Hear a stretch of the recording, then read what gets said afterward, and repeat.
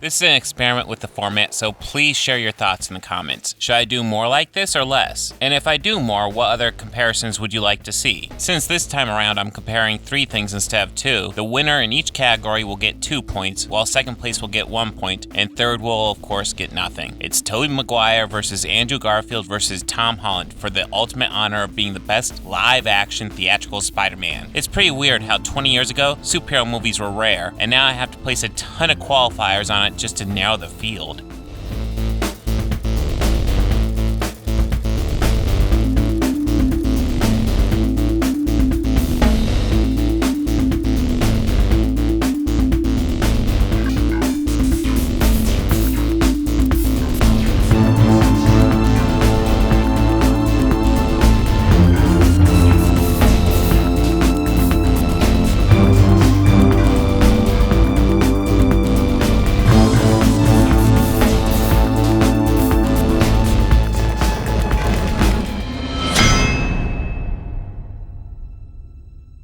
Spider-Man's personality is one of the funnest aspects of the hero. Peter Parker is shy and awkward, but once he dons the mask and becomes Spider-Man, he gains his confidence and becomes a wisecracking crime fighter. Who does this the best? Tobey Maguire gets a lot of credit for his portrayal of Spider-Man, largely due to being the original one most people are familiar with. However, when we look at his work under the mask, it's not very exciting. Despite popular opinion, he does actually do plenty of wisecracks, but none of them are memorable. That's a cute outfit. Did your husband give it to you? Hey, kiddo, let mom and dad talk for a minute, will ya? It's you who's out, Gobby. Out of your mind. Here's your change! I guess you haven't heard.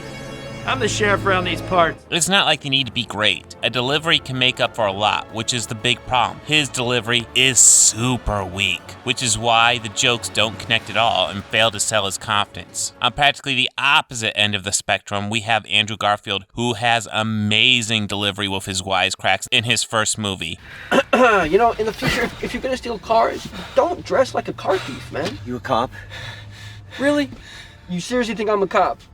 Cop in a skin-tight red and blue suit. Essentially, it's just one scene with Spidey tormenting a criminal, but it's very funny. Sadly, the second movie took this too far and had him wisecracking rather than actually attempting to stop the Rhino and probably letting people die in the process. Knock, knock. Mr. Criminal. Hey, my name is Spider-Man. You can call me Webhead, you can call me Amazing, just don't call me late for dinner, you get it? I'm gonna be right back.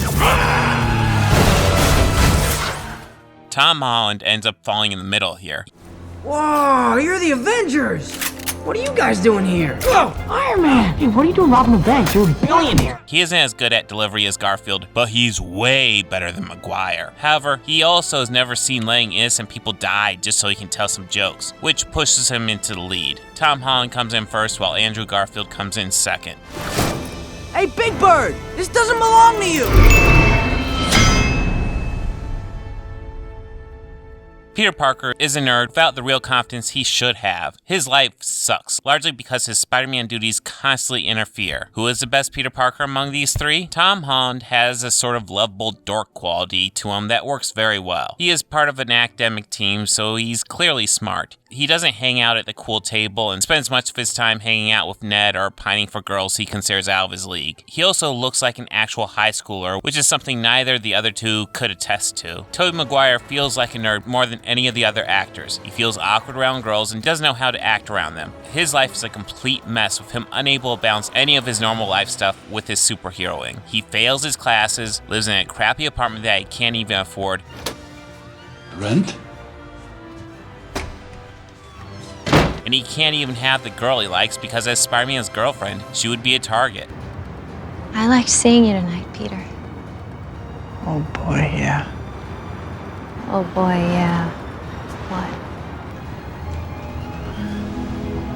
Nothing. Sure, his third movie kind of lost focus quite a bit, but doesn't completely derail the character. Then we get to Andrew Garfield. Poor Andrew Garfield. First off, his best movie is his first one. Even that one got Peter Parker wrong. There, he is essentially the cool outsider. This scene where Flash bullies a kid tells it all. The key issue here is that Peter isn't the kid standing up for the bullied. He is the bullied. Flash should be holding him. It doesn't get better. His constantly perfectly gelled hair clashes with the character. His complete nonchalance at revealing his identity, Gwen. This isn't Peter Parker. This is some jerk who just does whatever he wants. As Brown Table said, this is Chad Parker. Where you realize that this is the Peter Parker from the comics. Peter Parker was never a meek, nerdy dude. He's always been a Chad! All that, and we aren't even to the second movie. His stalking, willingness to let friends die without any research into his own blood. Peter Parker is just too cool and smooth in these movies, and quite frankly, isn't Peter Parker. Maguire's an easy winner here, while Tom Holland gets a solid second place.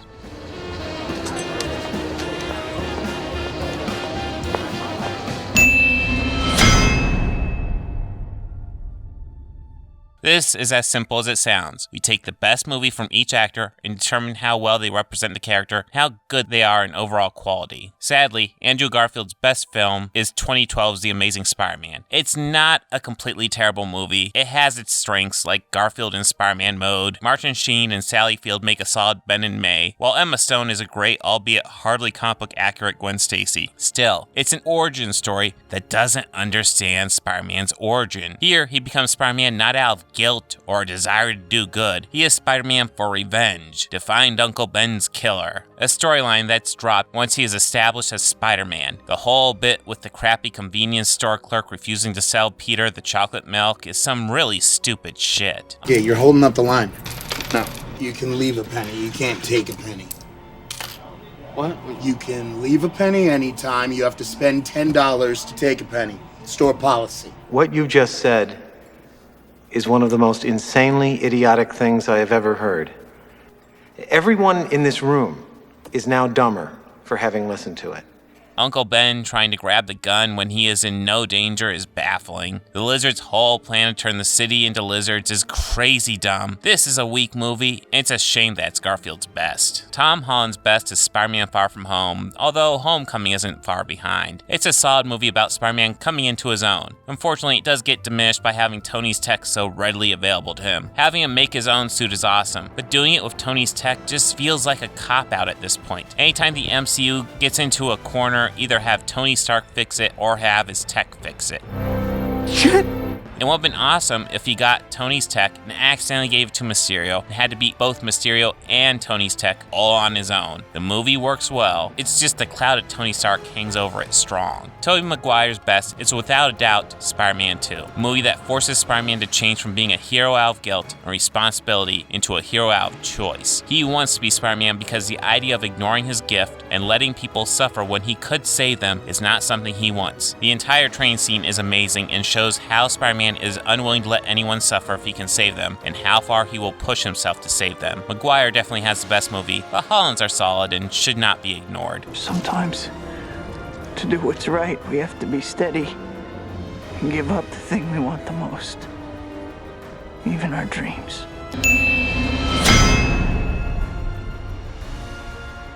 This is tricky because a character that has been around as long as Spider-Man has a long history where you can find him doing most anything. So here I'll be judging by the most common comic book traits of the character. Peter Parker is a science nerd of very limited resources. He lacks confidence in day-to-day life, but put him in his Spidey costume and he becomes a wisecracking smartass. Tobey Maguire has some issues immediately with his biological web shooters that come from either Spider-Man 2099 or James Cameron when he was working on the film. However, Raimi does really capture the silliness of the 60s comic book while doing an even better job with the drama than the comic book did. In the end, it's a fairly strong version of the Stan Lee comic book, but doesn't capture his whole character incredibly well. If we were just looking at the Stan Lee era, this would be an easy win for Maguire. Andrew Garfield is weird. He is the first movie Spider-Man to make his own web shooters. As far as comic book accuracy, that's all he holds over the other two. Garfield's Spider-Man is essentially a weird mix of Ultimate Universe and honestly some generic misunderstood teen from a YA novel. Let's say Edward from Twilight.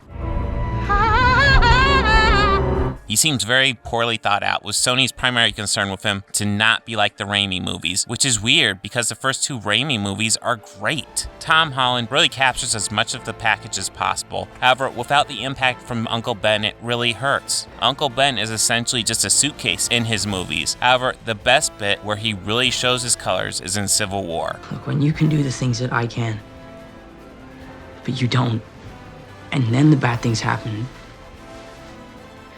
They happen because of you. Perhaps the line that best sums up Spider-Man in any of these movies. In Holland's movies, he hasn't been the most responsible Spider-Man, but he has been working towards being better, which definitely isn't worthless. Despite some serious issues, Holland really captures the entire oeuvre of the comic book Spider-Man the best, with Maguire being a close second, with a solid representation of the 60s era. Come on, man, I don't need training wheels. I'm sick of him treating me like a kid all the time. It's not cool. This one is as superficial as it sounds. Quite simply, who has the best suit? Tom Holland has a bunch of suits, but to keep it simple, I'll base it on the main suit he wears, the one that Tony first gives him that he wears in Civil War and most of Homecoming. It's a good suit, but the black bands on the arms feel like they were just added to make the suit different rather than to make it look cool, because they don't make it look cool. Tobey Maguire has a great suit. I don't know how Peter Parker could make this suit with his limited resources, but it looks great. It's essentially the same in each movie, though with some very basic changes in each entry. Andrew Garfield has by far the worst suit of all in The Amazing Spider-Man, but he makes up for it in The Amazing Spider-Man 2, which is the best looking suit of the bunch. Garfield has the best suit in The Amazing Spider-Man 2, while Maguire gets the second best. This is mine. Now, how do we stop this?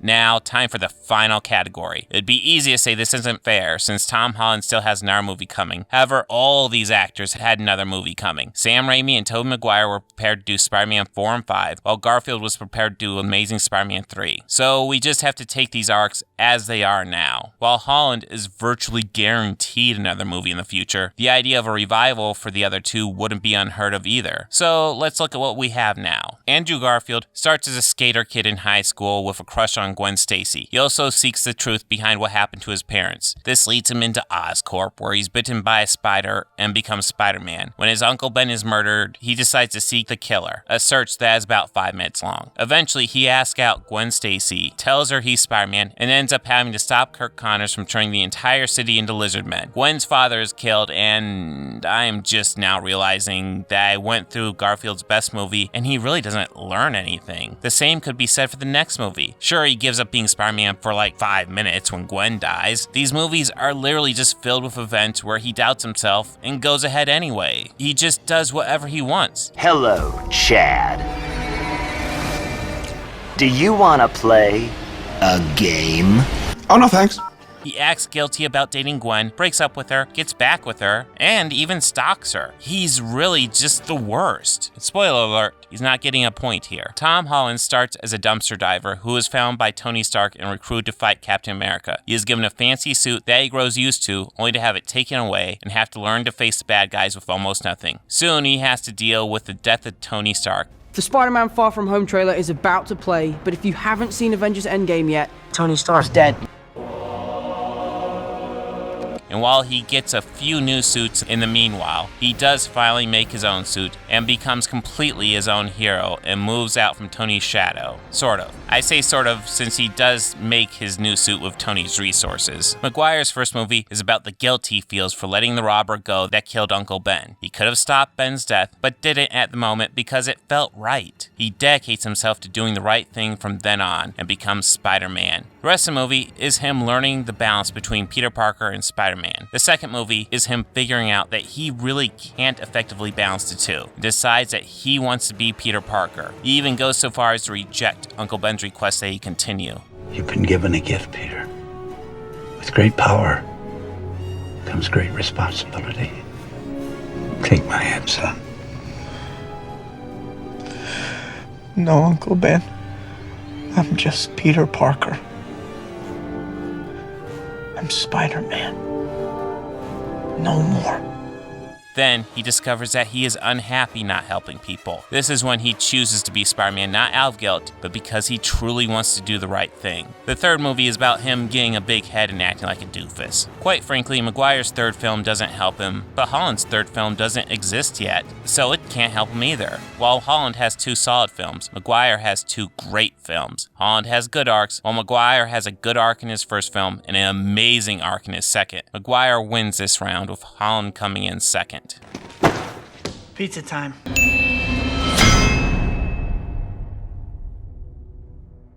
So Tobey Maguire ends up as the best Spider-Man overall, with Tom Holland a very close second, and Andrew Garfield not even really worth consideration. This was an experimental episode. Please let me know what you thought. Could it be improved? Should I never do it again? Or if you want it done again, with who? Sorry, Miss Ritter, won't happen again, I promise. Don't make promises you can't keep, Mr. Parker.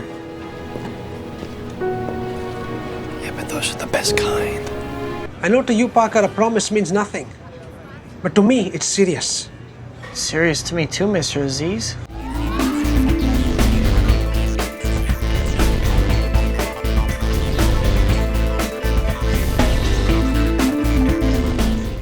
They think order and chaos are somehow opposites and try to control what won't be. Pain don't hurt.